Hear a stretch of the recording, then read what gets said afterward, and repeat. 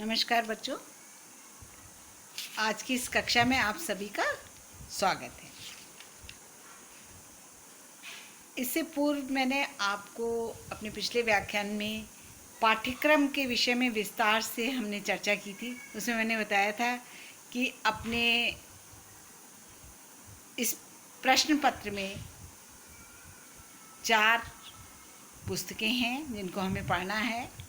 ये जो प्रश्न पत्र है हमारा आधुनिक काव्य, ये एमए उत्तरार्ध का द्वितीय प्रश्न पत्र है जिसमें कि 4 पुस्तकों को हमको पढ़ना है।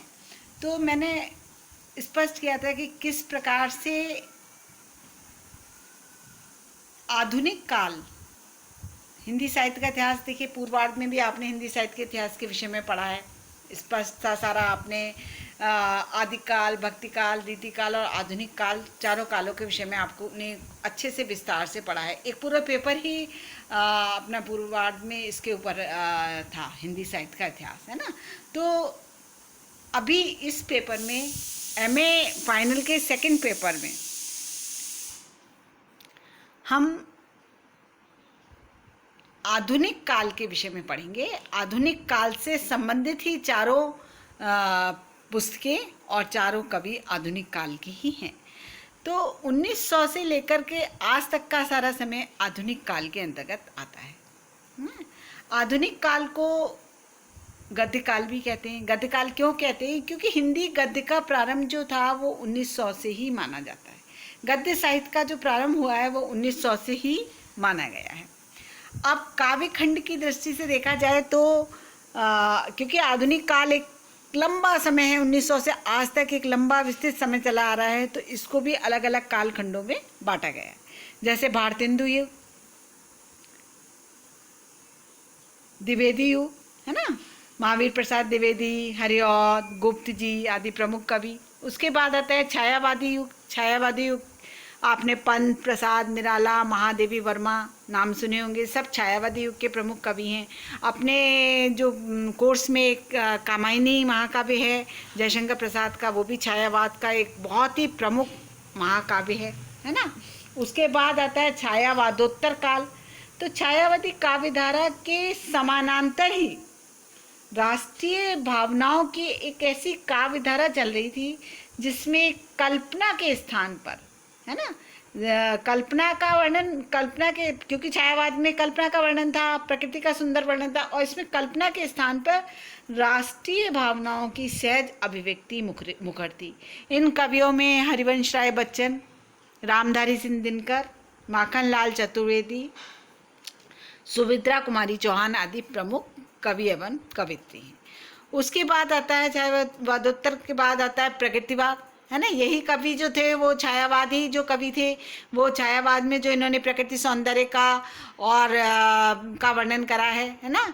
जैसे पंत ने, कवि और पंत ने कहा है, एक वीणा की मधु झंकार, कहाँ है सुंदरता का पार, तुम्हें किस दर्पण में सुकुमार दिखाऊं मैं साकार, है ना। तुम्हारी छूने में था प्राण, संग में पावन गंगा स्नान, तुम्हारी वाणी में कल्याणी त्रिवेणी की लहरों का गान। यही कवि धीरे धीरे उस सुंदरता से, उस प्रकृति से, उस कल्पना से हटते हटते यथार्थ की ओर उन्मुख होते चले गए। कैसे? जैसे अब ये प्रकृतिवाद तक आते आते यही कवि जो थे, छायावादी कवि, वो छायावाद से अंत में पलायन करके प्रकृतिवाद की ओर अग्रसर हुए। जैसे कि आपने पढ़ा होगा पंत सुमित्रानंदन पंत ने कहा तो प्रकृति सौंदर्य का सुंदर वर्णन करा है। कहाँ वो कहते हैं, सुंदर है विहग सुमन सुंदर, मानव तुम सबसे सुंदरतम, अर्थात मनुष्य को ही ईश्वर की सर्वश्रेष्ठ गति बताया है ना। तो ये था प्रकृतिवाद। उसके बाद फिर यही कवि जो थे वो प्रकृतिवादी कवि केदारनाथ, है ना, धनवीर भाटी, ये सब आगे चल के प्रयोगवाद की दिशा में अग्रसर होते गए। और उसके बाद आता है नई कविता, है ना, नई कविता, नवीन कविता, ठीक है। तो ये जो अलग अलग काव्य खंड हैं जिसमें कि काव्य खंड की दृष्टि से इस आधुनिक काल को अलग अलग भागों में बांटा गया है। अभी हम सबसे पहले जो पुस्तक उठा रहे हैं वो है कुरुक्षेत्र, है ना, रामधारी सिंह दिनकर का कुरुक्षेत्र। सबसे पहले हम कुरुक्षेत्र का ही वर्णन करेंगे, कुरुक्षेत्र के ऊपर सबसे पहले हम लोग चर्चा करेंगे। तो उसके बाद देखिए, आपने पढ़ा है रामधारी सिंह दिनकर, है ना। रामधारी सिंह दिनकर का जन्म बिहार के मुंगेर जिले में सामरिया गांव में 30 सितंबर सन 1908 ईस्वी को हुआ था।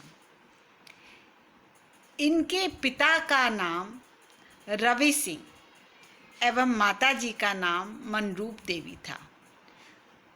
अनेक वर्षों तक दिनकर जी राज्यसभा के मनोनीत सदस्य रहे हैं और 24 अप्रैल सन 1974 को इनका देहांत हो गया था, है ना। ये तो एक सामान्य सा परिचय मैं दिनकर जी का बता रही हूँ।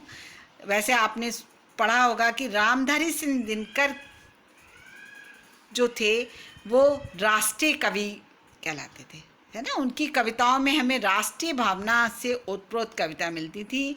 इनकी जो प्रारंभिक कविताएं थी उसमें छायावादी काव्यधारा का प्रभाव दिखाई देता था, परंतु फिर धीरे धीरे राष्ट्रीय भावना, क्रांति, नवीन चेतना की अभिव्यक्ति के कारण दिनकर को राष्ट्रीय कवि कहा जाता था।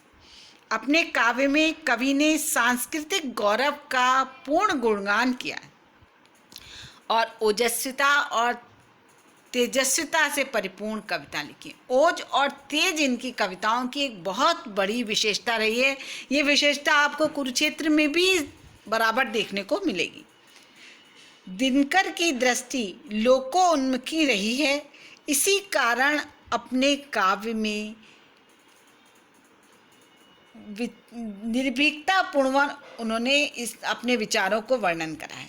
अत्याचार को रोकना, उनके अनुसार अत्याचार को रोकना मनुष्य का धर्म है। अत्याचार सहन करना भी एक अपराध है, एक पाप है। उनकी दृष्टि में न्याय ही युद्ध को रोकने और शांति स्थापित करने का सबसे अच्छा उपाय है।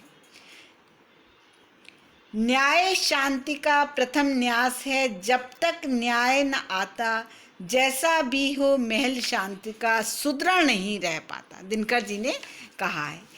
इसी प्रकार से दिनकर ने अपने कुरुक्षेत्र नामक काव्य की निवेदन में भी लिखा है, कुरुक्षेत्र की रचना भगवान व्यास के अनुकरण पर नहीं है और ना ही महाभारत को दोहराना मेरा उद्देश्य था।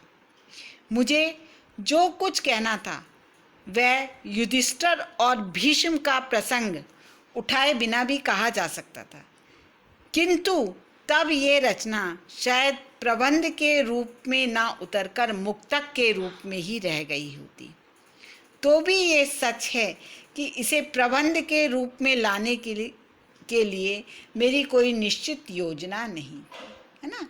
तो ये दिनकर जी ने अपने कुरुक्षेत्र नामक जो प्रबंध काव्य उसकी भूमिका में, उसके निवेदन में ये पंक्तियाँ स्पष्ट करी हैं। तो इस प्रकार से दिनकर जी सच्चे अर्थों में युग के प्रतिनिधि कवि थे। उनकी प्रमुख रचनाएं कौन कौन सी थी? रेणुका, रसवंती,